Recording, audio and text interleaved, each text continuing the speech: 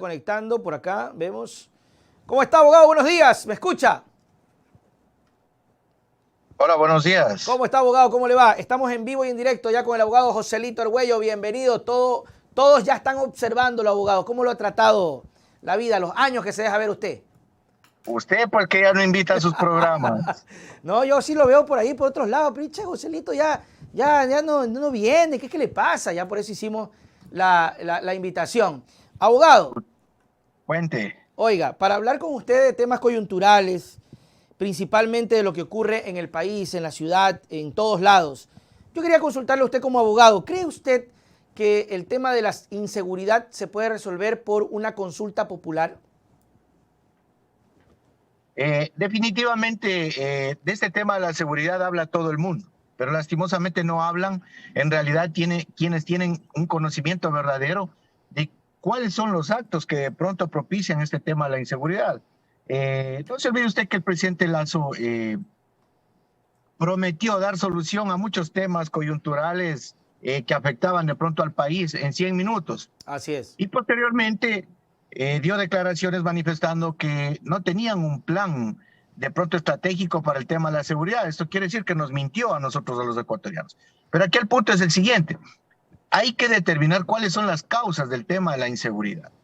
Las cárceles son el fiel reflejo de la sociedad. Y evidentemente este tema de la inseguridad tiene su génesis en la población carcelaria que evidentemente tiene que sobrevivir, tiene que subsistir y que no teniendo una forma diferente de hacerlo, comete actos delictuales que son orquestados desde adentro de las organizaciones. Entonces, ese es el reflejo social que en las calles despunta. La inseguridad no se arregla de pronto con una consulta popular ni cosa por el estilo. No se arregla poniendo las penas más altas ni cosa por el estilo. La inseguridad debe ser un tema prioritario de corte nacional sometida al análisis de expertos, de personas que sepan en el tema, para aplicar políticas públicas que tiendan a dejar sin efecto este margen de inseguridad que día a día nos tiene en zozobra y que día a día nos convierte al Ecuador, en este caso particularmente hablemos de Guayaquil,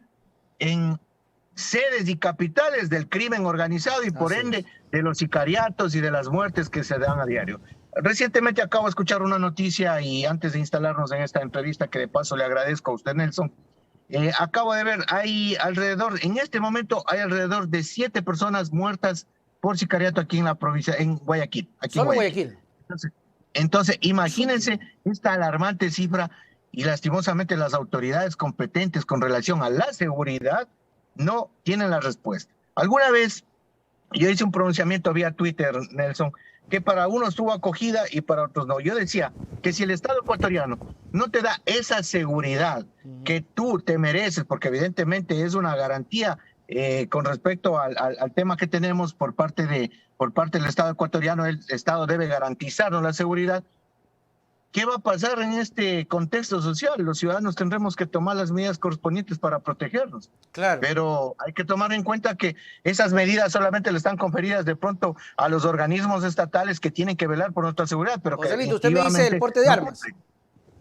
Bueno, ¿sabe qué? Yo voy a hacer una ponencia el día 25 con relación a la legítima defensa y vamos a tocar un tema con relación al porte de armas, que en este país debe estar regulado, evidentemente, y que se podría dar paso. Yo soy partícipe de esa situación. Pero supuestamente sí se puede portar armas actualmente, o hay mucha traba. No hay el permiso de porte, no existe. Lo que sí hay el permiso de tenencia. A ver, ¿sí? ¿cuál es la diferencia ahí? Pero la tenencia es tener el arma en un lugar determinado y el porte es llevar consigo. Pero aquí hay un punto, hay una resolución, un acuerdo ministerial que también deja salvo que las personas en su diferente actividad podrían solicitar al ministro de Defensa, al jefe del Comando Conjunto y del Departamento de Armas, el cambio, si es que tienen para porte, que si tienen para tenencia, el cambio de la credencial a porte. Y eso lo hizo la alcaldesa Cintia Viteri. Ella hizo una situación de esa naturaleza y ella puede portar armas. Entonces, si vamos al principio de igualdad, yo creo que todos aquellos que estamos sometidos de pronto públicamente a alguna acción delictual, podemos también hacer esa cuestión, claro está, bajo los parámetros normativos y legales, porque aquí en este país el que tiene un arma debe tener un arma legalmente registrada con los permisos correspondientes, porque si no, caso contrario, usted puede actuar en legítima defensa con el uso de un arma y se va a meter en un problema en virtud de que tiene en posesión suya un arma de corte ilegal. Claro, ese es el punto, Joselito, porque el debate se encierra en eso. ¿Qué tan productivo es que la ciudadanía se arme ante la delincuencia que de pronto dentro de los comentarios decían es que el choro viene y te roba y si tú te opones te dispara, lo que pasó con este señor de la imagen terrible del niño llorando en el cuerpo del papá del abuelito? Pero si ya el delincuente sabe que todo el mundo está con armas, ya no te va a amedrentar, sino te va a matar directo. Bueno, efectivamente esa sería una cuestión disuasiva, pero vuelvo y le repito, Nelson, no se trata de armar a toda la población, Ya. no. Pero también hay que tomar en consideración algo, que la población de manera irregular sí está armada, lo que no eso está sí es verdad. regularizado, ¿sí? Sino cómo los delincuentes tienen armas. Es como la droga, ¿no?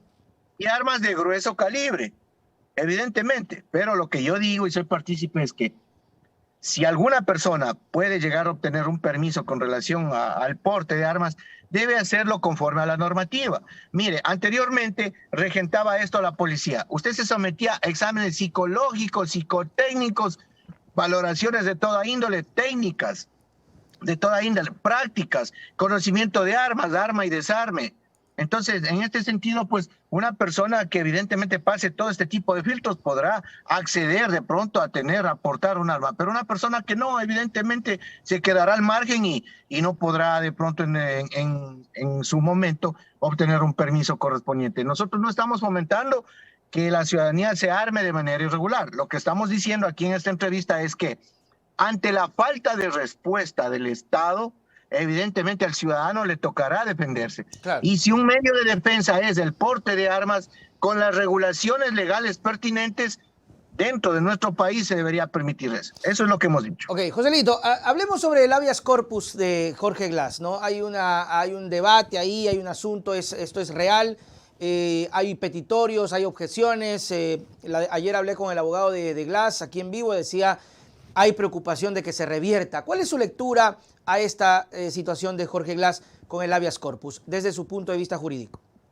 Mire, en primera instancia hay que tomar en consideración algo que es muy importante. Este es un tema de corte político. Ya. Y siendo un tema de corte político, se somete al escarnio público y a la incidencia social a través de los juicios mediáticos que hacen los medios de comunicación, que hace la sociedad y que realiza quienes de pronto se sienten en la condición de opinar, pese que en muchos casos no tienen el conocimiento legal, el conocimiento en el área constitucional y que evidentemente dan cualquier pronunciamiento. Mire, la lectura es la siguiente.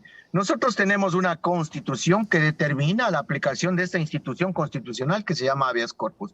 Más allá de eso, para afianzar lo que dice la constitución y en referencia al método procesal, está una resolución, creo que es la 365 de la Corte Constitucional, donde hace referencia estrictamente a cómo se debe y dónde se debe presentar el recurso de habeas corpus, ¿ya?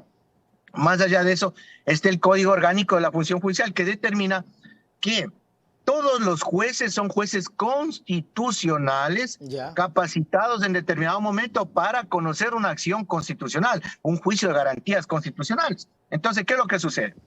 Se podrá ver como una estrategia, se podrá ver como una triquiñuela, pero el abogado cumple su rol. Y el rol del abogado es defender a su cliente, defender como tiene que defender.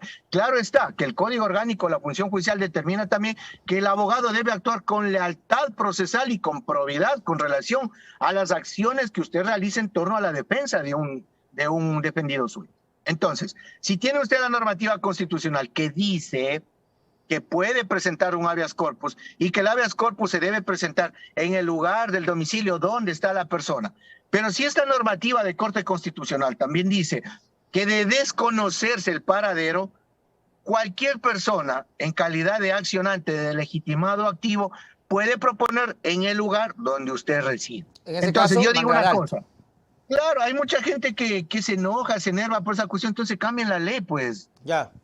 Cambien la ley, cambien la constitución y no se estén quejando. Entonces, en ese sentido, mire, yo no es que estoy a favor del señor Jorge Glass, ni del tema de los correístas. Yo he sido una persona que ha combatido conjuntamente con otros profesionales del derecho, le voy a mentar con Pedro Granja. Hubo una temporada en que nosotros combatimos totalmente las injusticias cuando se daban esas sentencias mediáticas que se daban vía Twitter. Claro. Por el en ese entonces ministro del Interior, José Serrano. Nosotros fuimos grandes detractores, pero buscando la justicia y que evidentemente no se cometan los atropellos que hay que decirlo, no hay que criticar lo pasado, evidentemente sin tomar en consideración lo presente, pero hay que decirlo, sí se cometieron injusticias en ese gobierno. Entonces, ¿qué es lo que sucede? Nosotros no podemos quedarnos al margen de dar una opinión de corte técnica. Claro. Nosotros no nos apasionamos porque hay un tema que es muy fundamental. En un Estado de Derecho, en un Estado constitucional de derecho, los problemas sociales que ameritan poner en conocimiento del ente jurisdiccional para que administre justicia en el marco del tema constitucional son susceptibles de pronunciamientos. Esos pronunciamientos se llaman sentencias. Y le guste a usted, no me guste a mí, sea a favor de un enemigo, sea a favor de un amigo, esas sentencias de corte constitucional y también las sentencias en el ámbito jurisdiccional tienen que cumplirse. Así de sencillo. Que el tema sea distorsionado porque se puso en Manglar Alto, porque no se puso en Latacún, en la provincia del Cotopaxi, eso es otra cosa, pero aquellos que opinan y que son grandes versados y letrados del derecho, porque de pronto han hecho un cursito por ahí de 2 horas de derecho constitucional, también es algo que hay que recalcar. Yo conozco a profesionales que se desenvuelven como profesores en materia penal y en materia constitucional, y para mí, evidentemente, escuchar criterios subjetivos en mi calidad de abogado, lacera mis oídos, porque el abogado tiene que hablar de hechos, de acciones que están enmarcadas dentro de la ley y no efectivamente lucubraciones que nada tienen que ver con respecto a la aplicación del derecho. Claro, y tampoco asuntos políticos, como usted decía, Joselito, de pronto pasiones, de pronto me cae mal Glass, pero si el tema fue hecho correcto, enmarcado en la ley, pues se da. Ahora, el asunto de la objeción, de que el gobierno ahora está, el SNAI está apelando, ¿qué chance hay de que esto se revierta, Joselito? ¿Puede revertirse realmente? Estas acciones constitucionales son de doble instancia, ¿sí? La primera y la segunda, que la segunda puede ser la resolución que emita la Corte Provincial de Justicia. Hay que ver cómo se maneja el tema político, pero evidentemente hay que ser categórico en decir, la Corte Provincial de Justicia a través de su tribunal puede ratificar ese habeas corpus o en su defecto dejar sin efecto el mismo, es decir, revocar la decisión emitida por el juez de primera instancia. Entonces, yo creo que tenemos que ser honestos con la ciudadanía, con el pueblo que nos escucha, y todo el mundo sabe que este es un tema de corte político, que aunque las autoridades que están regentando la vida en el Ejecutivo, en el Ministerio de Gobierno del Interior, digan que no saben absolutamente nada, endilgando responsabilidad y culpa a funcionarios de más bajo nivel, eso no es verdad, no es lo correcto. Claro. ¿Por qué le digo esto? Porque este tema, si fuera normal, común y corriente, que no tuviera algún tipo de excepción, se aplicaría para todos los ciudadanos en el país, pues Nelson. Claro. ¿Cuántos casos hay de gente de aponcho, de gente que anda como yo, con una corbatita aquí puesta en una camisa y que evidentemente no tiene acceso a este tipo de acciones? Porque definitivamente en ciertos casos los jueces se ponen a chatear y dicen no, negado, pero fundamenteme por qué niega, negado y punto, no pasa absolutamente nada. Entonces, no nos hagamos los tarugos, como dicen por ahí, y evidentemente tenemos que considerar que este tema es un tema de trascendencia, pero que sirve y siente un precedente para que nosotros los abogados en el libre ejercicio de la abogacía y profesionales del derecho tomemos en consideración esto, para exigir al ente jurisdiccional los pronunciamientos igualitarios en torno a casos similares. Y de hecho puede darse, ¿no, Joselito? Puede darse este petitorio, puede darse que abogados digan, bueno, aquí está la jurisprudencia del caso Glass y yo exijo esto para mi cliente. Evidentemente, en el momento procesal oportuno se mencionará o se hará mención del caso, pues, y bueno, claro que existe independencia interna con relación a las decisiones de los jueces, porque una decisión de un juez no puede abarcar la decisión de otro juez. Eso se llama independencia interna. Pero el punto es que hay una referencia, ¿sí? Una referencia, y quizás esa referencia sea ratificada de pronto por la Corte Provincial y ahí sí tendremos un precedente en este sentido con relación a esa sentencia. Qué bueno, qué bueno. Hablando de crisis política, ¿cómo lee usted ahora el tema político en la Asamblea? ¿Cómo ve, cómo lo analiza, cómo lo cuestiona el tema de la señora Yori, hoy con denuncias, supuestamente con colocación de puestos a dedo? ¿Cómo ve ese panorama, Joselito? Y de una vez lo anclo a la siguiente pregunta para charlar en este tiempo que nos queda. Anclado a las elecciones que se vienen, ¿no? Claro, mire, el punto es el siguiente, que aquí en este país a conveniencia acudimos a la justicia constitucional, pero la justicia constitucional, dependiendo de los operadores, funciona para los de arriba y para los de abajo no. La señora Guadalupe Llori ha interpuesto dos acciones, una de medidas cautelares y una acción de protección, con las faltas ortográficas más grandes del mundo que desdicen de pronto la cuestión semántica, ortográfica y de connotación de pronto gramatical y castellano. O sea, eso es una vergüenza, discúlpeme, qué pena, qué pena. Pero bueno, el punto aquí es el siguiente. Usted como principal autoridad del ente legislativo propone una acción de protección, o sea, la acción de protección creo que se propone en contra de ella misma, porque es la representante legal. Así es. Porque ella es la que preside el CAL. Entonces, en ese sentido, es contradictorio que se utilice a la justicia constitucional. Pero hago esta referencia, ¿sabe por qué, Nelson? Usted sabe del tema que se está dando ahorita cuando nosotros planteamos una acción de protección con medidas cautelares a favor de Israel Jarrín, que es la persona que tiene el más alto puntaje en el tema de la carrera defensorial, en la evaluación de la carrera defensorial pública, y que evidentemente no se planteó esta acción constitucional en el gobierno de Moreno, en el gobierno de los INA Papers, de la entrega de los hospitales, porque no existía garantías, porque ahí estaba regentando el Trujillato, que se inventó una famosa muletilla, esto de la supremacía, que este Trujillato estuvo por encima de la supremacía constitucional, al nombrar a dedos a funcionarios.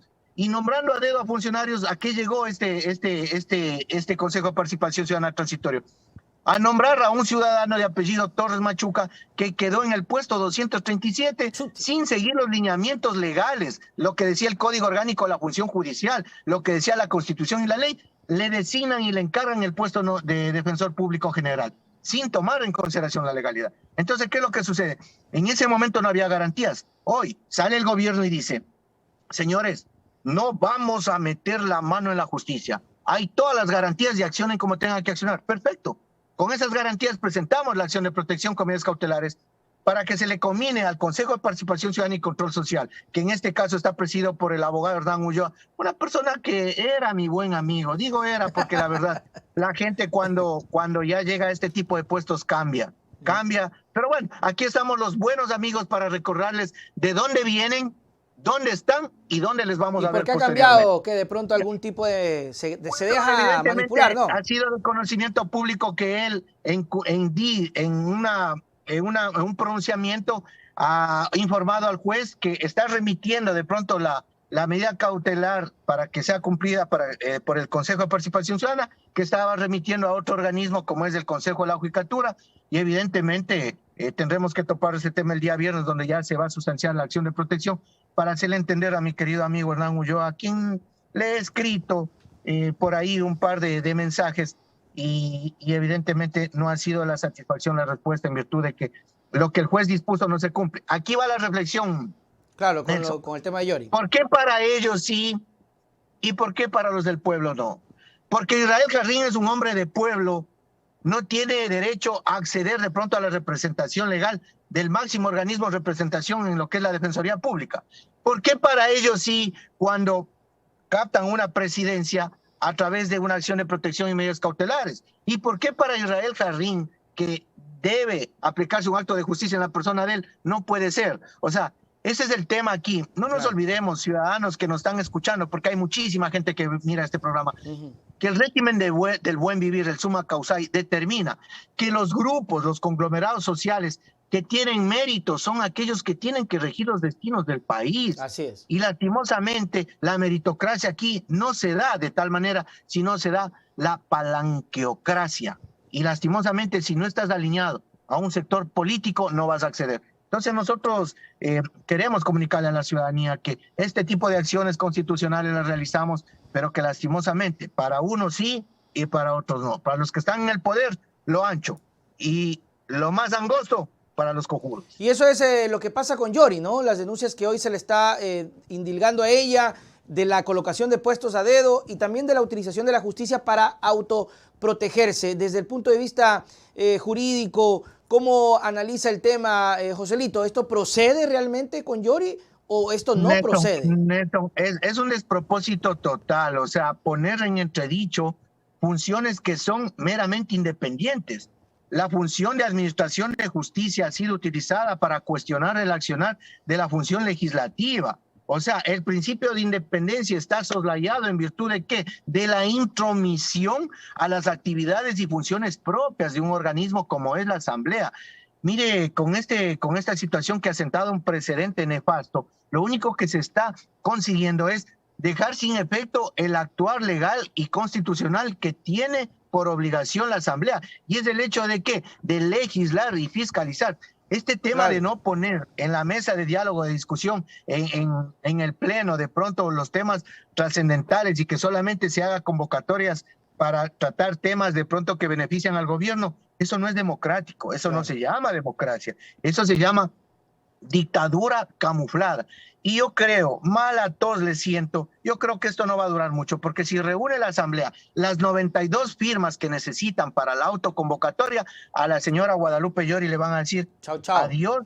Y más allá de eso, si es que existe justicia aquí en este país, esa justicia que se hace en balanza de dos platos, no esa justicia que se hace en balanza de un plato, ya deberían haberle iniciado una acción investigativa a la señora Llori, porque el asambleísta Bruno Segovia ha dicho de manera categórica que la señora ha puesto hasta el último teniente político en la provincia de donde ella es oriunda y de donde es representante. Entonces, eso se llama tráfico de influencias. Eso tiene una connotación de corte penal que tiene que ser sometida a sede penal y también tiene una connotación dentro del ámbito legislativo que amerita la destitución de esta señora. En otros tiempos, la señora hace rato Llori se iba. Ha sido el peor representante que ha tenido la Asamblea Nacional, y eso que ha habido unos representantes que usted lo sabe, pero de todos esos, créame la verdad, que ella saca la cara en la vergüenza que para nosotros como ecuatorianos tenemos de regentar y de tener una asamblea de esa calaña, de esa naturaleza. Así es, en otros tiempos, por esa denuncia, algunos han caído, los han votado. Para finalizar, Joselito, ¿usted en estas próximas elecciones va a salir o ya le dijo hasta ahí a la política? ¿Le han propuesto algo? ¿Va a candidatizarse? ¿Cómo va a ir el futuro de Joselito en las campañas que vienen?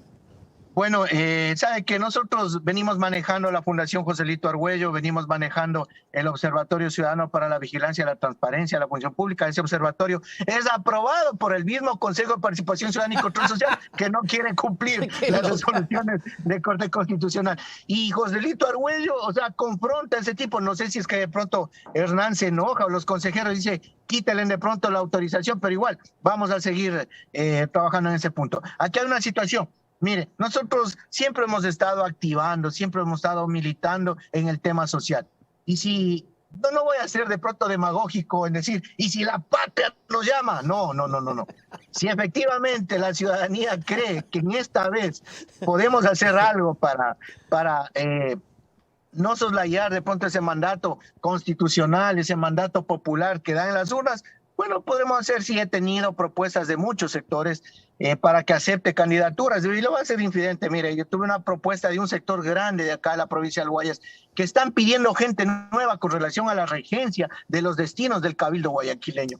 Me parece, yo les he agradecido y les he dicho que esa es una responsabilidad muy grande, ¿no? Nos han pedido que regentemos un proceso para tratar de alcanzar la alcaldía de Guayaquil, pero les he dicho que en este momento no es el momento oportuno, pero que si estamos en alguna otra fuente, en algún otro lugar, evidentemente siempre estaremos apoyando al desarrollo de esta linda ciudad a la cual yo quiero, amo y adoro porque me ha dado todo. Claro que sí. Bueno, obviamente el tiempo lo dirá. Joselito, muchísimas gracias. Te espero en otra oportunidad. Chau, chau.